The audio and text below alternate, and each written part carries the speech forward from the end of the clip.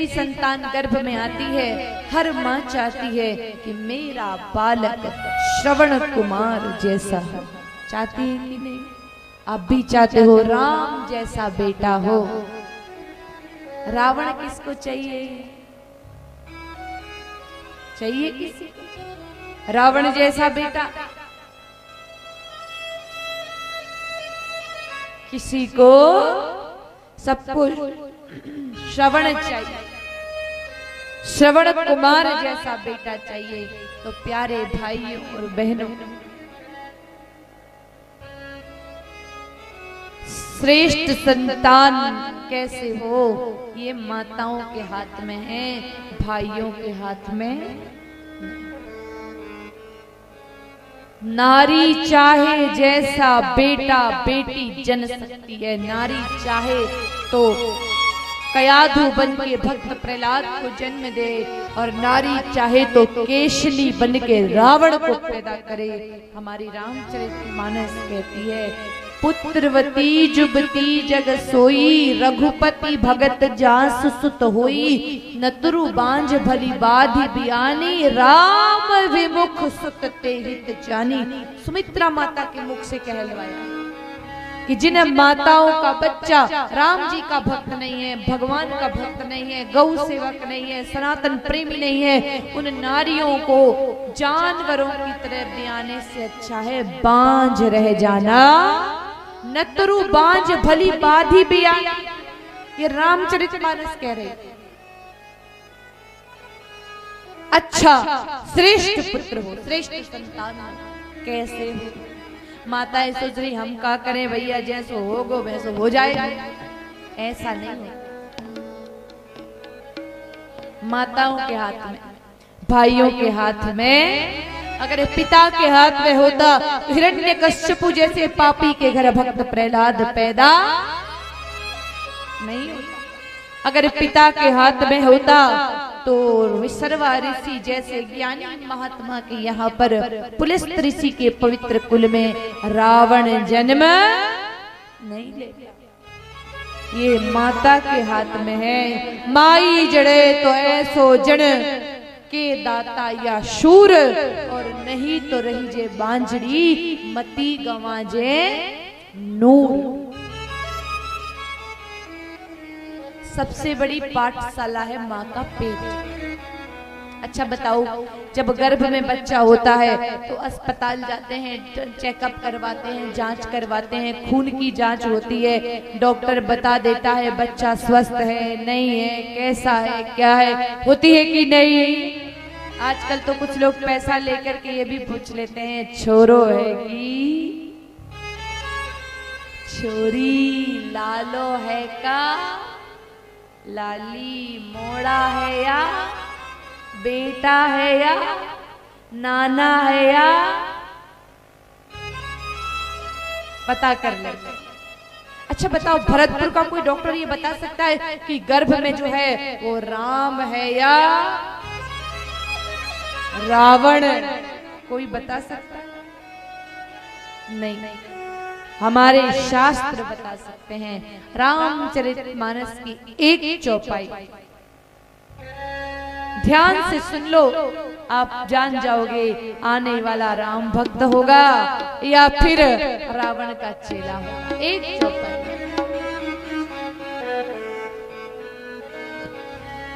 जा दीन ते हरि गर्भैया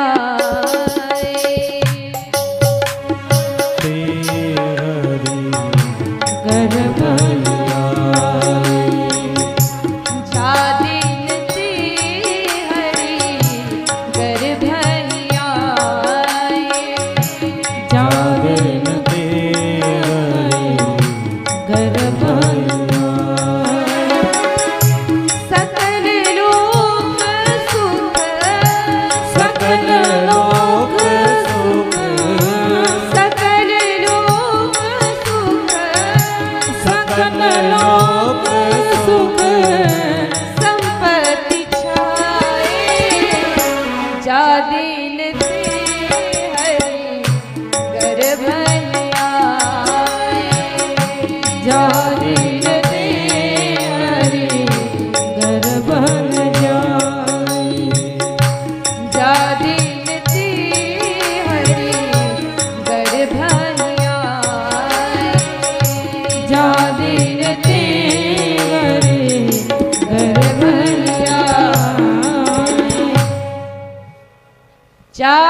उठे हरे गर्भ हैं।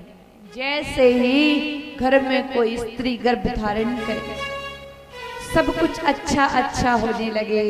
किसी की नौकरी लग जाए, लड़ाई झगड़ा बंद हो जाए, घर में आनंद हो, गौ माता बछड़े को जन्म दे, गाय माता की कृपा हो जाए, राम जी की कृपा हो जाए, घर में बीमारियां मिटने लगे, समझना आने वाला राम जी का भक्त है। और सब कुछ गड़बड़ हो जाए, किसी की नौकरी छूट जाए, किसी की एक्सीडेंट में टांगी टूट जाए, सगाई छूट जाए, 4 किलो दूध देने वाली भैंस का पड़ा मर जाए, तो समझो दादी आने वाला बड़ा खतरनाक है। रावण का चेला है।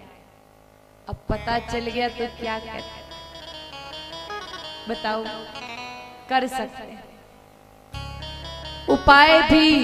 अगर ये रामायण जी ये बता रही है कि कैसे संतान होगी ये पहले जान लो, तो भागवत जी बता रही है कि श्रेष्ठ संतान चाहिए तो पयोव्रत की विधि मान, जो माता अदिति और दिति ने कश्यप मुनि के कहने पर पालन की थी, और अदिति माता ने वामन भगवान को जन्म दिया और दिति ने मर्दगणों को प्रकट किया।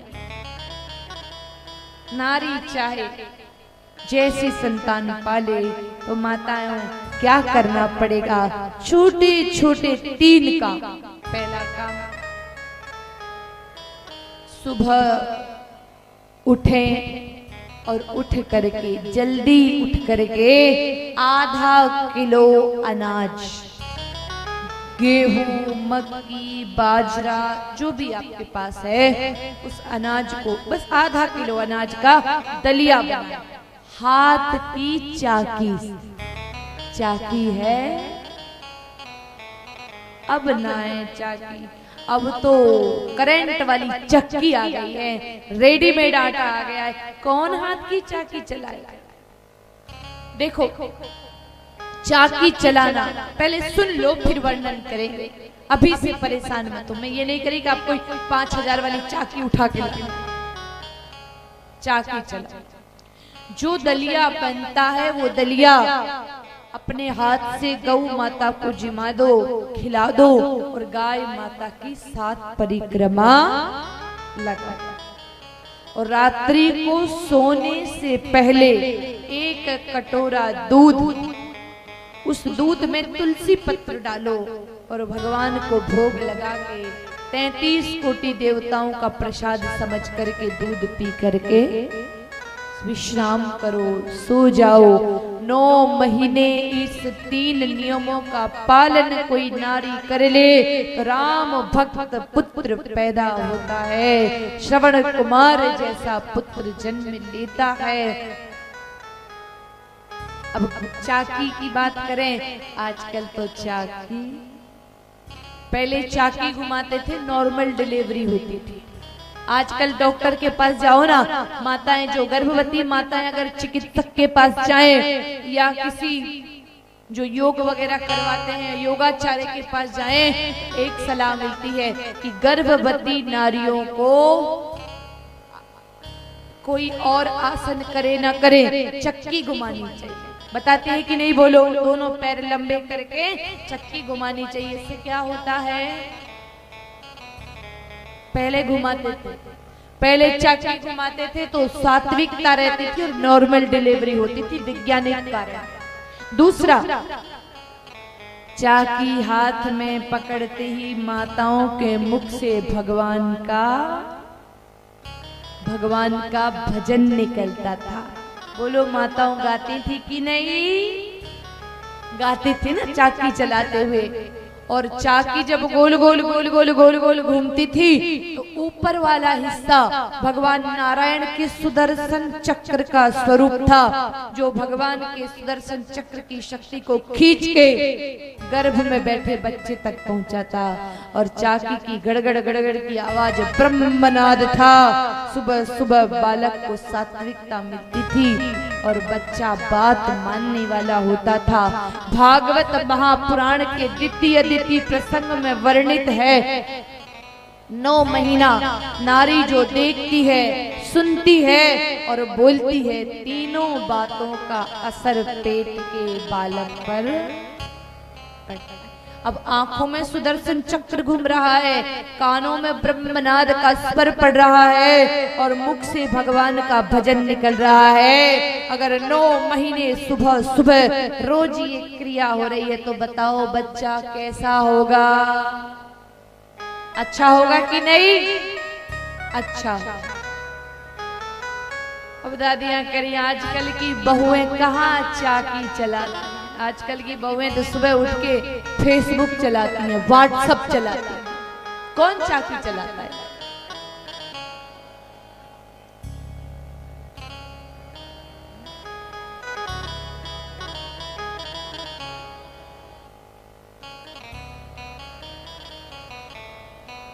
प्यारे भाइयों बहनों, पहले सुबह सुबह चाकी चलती थी, वो जो अनाज था ना वो घुलता मिलता दलिया बनता, आपस में आनंद रहता था। सुबह की शुरुआत ही आनंद से भजन से होती थी। अब माताओं की शुरुआत किससे होती है? चाकी की जगह चाकू से होती है।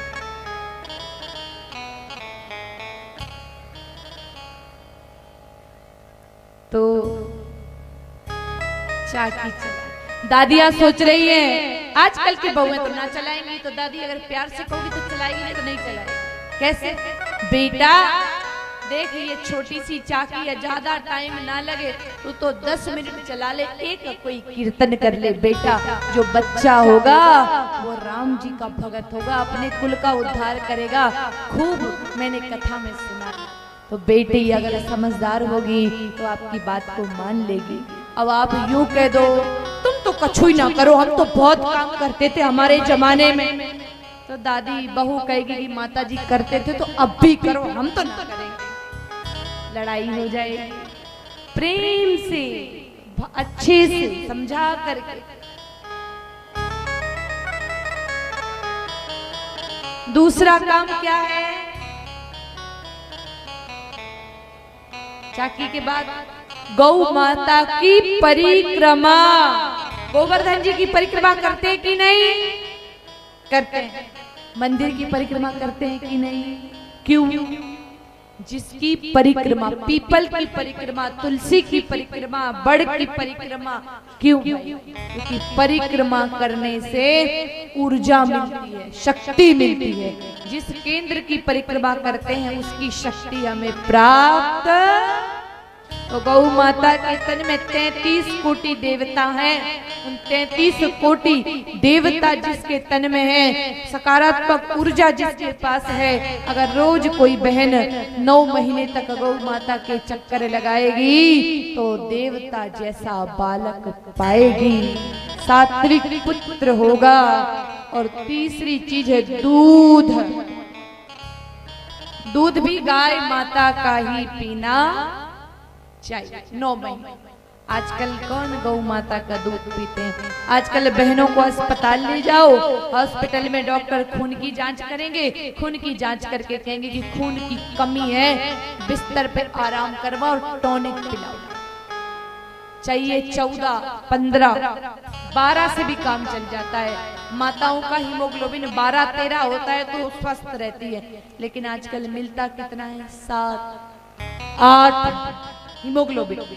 फिर डॉक्टर एक टॉनिक देते हैं, जो टॉनिक जानवरों के रक्त से, गौ माता के रक्त से तैयार किए जाते हैं, खून से।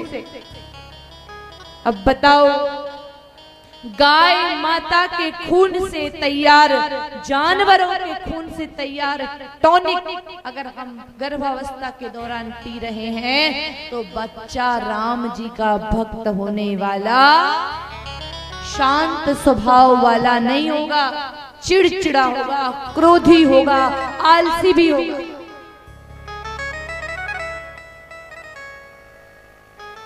दूध पिए, गाय माता का पीला दूध बुद्धि भी बढ़ाता है और खून भी। और माताओं, इतनी सारी माताएं बैठी हैं, गौ माता का दूध पीना क्यों चाहिए? आप बताओ। अपने यहाँ एक गाली बोलते हैं बड़े प्यार से, बोल के बता।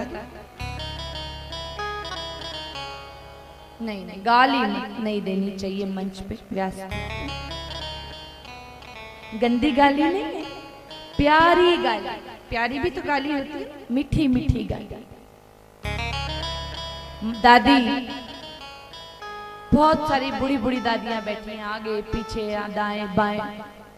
अब सब दादियां बताओ, आपके जो नाती पोते हो गए ना, क्या कहते, पोता कहते नाती कहते, दोनों ही? अच्छा, आपका पोता अगर आपकी बात नहीं माने, नहीं सुने नहीं, माने नहीं, समझे नहीं, पोता नहीं सुनता, तो दादी गुस्सा करके जोर से कहती कि तेरी मैया ने ऐसा का खा के पैदा किया है? कहती है कि नहीं? बोलो क्यों? जैसा भोजन करेगी वैसा बच्चा पैदा होगा। यानी कि गौ माता का दूध अगर पिएंगे तो बच्चा कृष्ण कन्हैया जैसा। अगर 9 महीने तक गाय माता का दूध पिएंगे तो बच्चा कृष्ण कन्हैया जैसा होगा, और अगर भैंस का दूध पिएंगे तो 100% पाड़े जैसा। और बताओ, पाड़ा कभी किसी की सुनता है? रास्ते में गौ माता, बैल बाबा, भैंस और पाड़ा एक साथ जाते हो, प्यारे भाइयों, गाड़ी का हॉर्न बजाना। गाड़ी का हॉर्न बजाओगे, टी टी करती रहोगे, गौ माता और बैल बाबा धीरे धीरे साइड में हो जाएंगे, लेकिन भैंस और पाड़ा बीच में ही खड़े रहेंगे। किसी की सुनने वाले तो माताओं, जो भैंस गाड़ी का हॉर्न ना सुने, ऐसी भैंस का दूध अगर नारी 9 महीने पीती है तो बच्चा उसकी सुनेगा? उसकी बात मानेगा? कहां से मानेगा? इसलिए 9 महीने गाय माता का दूध ही पिलाना चाहिए। श्रेष्ठ संतान को जन्म देना है तो गौ माता की शरण ले लें। गाय माता बड़ी कृपा करके उत्तम संतान की प्राप्ति भी करवा ही देती है। ऐसी कृपा, गाय माता की कृपा से ऐसे ऐसे संतान लोगों ने प्राप्त कर ली है, जो गौ भक्त हैं, राम भक्त हैं, कृष्ण भक्त हैं, हरि भक्त हैं, सनातन प्रेमी हैं, राष्ट्र प्रेमी है, सत्संग प्रेमी है, गौ प्रेमी है। और अगर हर नारी इस नियम का पालन कर ले तो उत्तम संतान होगी, और वही संतान, वही पुत्र पुत्री इस भारत का भविष्य होगी और सुधारेगी। अच्छी संतान भी ठाकुर जी जैसा, कन्हैया जी जैसा नटखट, कान्हा जी जैसे चंचल, सुंदर और मन मोहने वाला संतान, पुत्र पुत्री चाहिए तो गौ माता का दूध पीना है, गैयन का दूध पीना। भूली गैया